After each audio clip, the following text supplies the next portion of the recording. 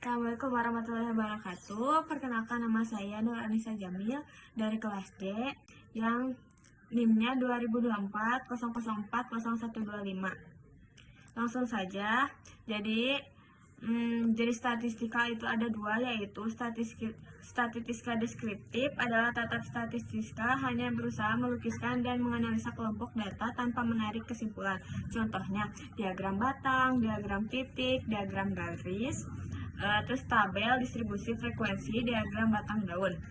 Yang kedua, statistika inferensial atau induktif adalah tahap statistika yang berkaitan dengan kondisi suatu kesimpulan diambil, contoh analisis korelasi, analisis regresi, analisis variansi. Selanjutnya, populasi dan sampel.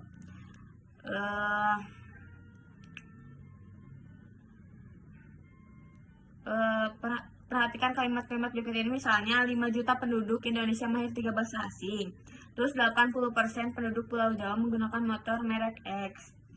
Kalimat di atas menyangkut himpunan yang universal yaitu penduduk Indonesia, penduduk Pulau Jawa, dan semua baterai dalam statistika himpunan universal atau semesta. Dengan karakteristik tertentu disebut populasi. Selanjutnya, untuk keperluan itu kita dapat menggunakan atau mengambil contoh yang dipilih dari populasi.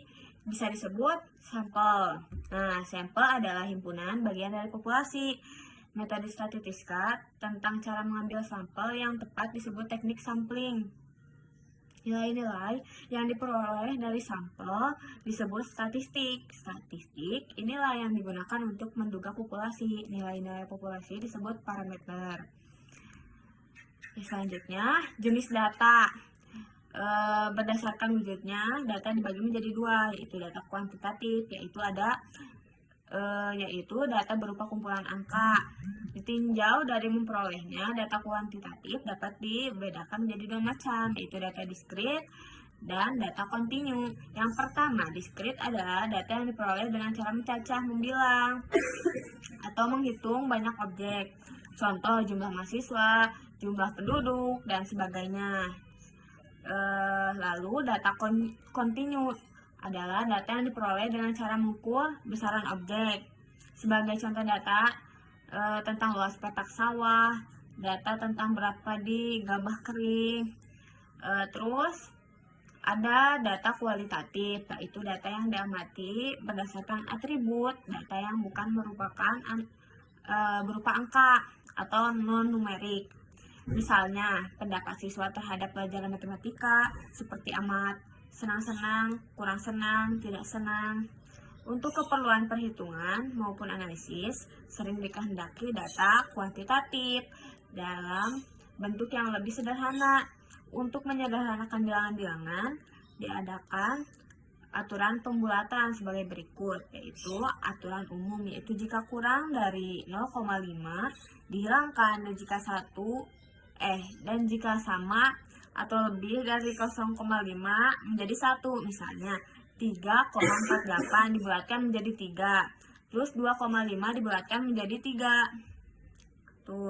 Selanjutnya, aturan genap terdekat, yaitu kurang dari 0,5 dihilangkan, lebih dari 0,5 menjadi 1.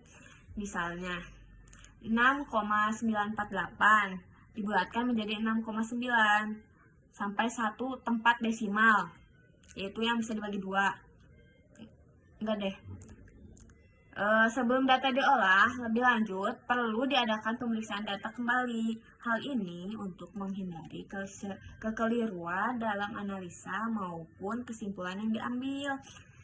Beberapa data yang dipandang meragukan, hendaknya diyakini kebenarannya. Kemungkinan kesalahan terjadi pada alat ukur, kesalahan mengukur, kekeliruan mencatat, instruksi yang tidak jelas.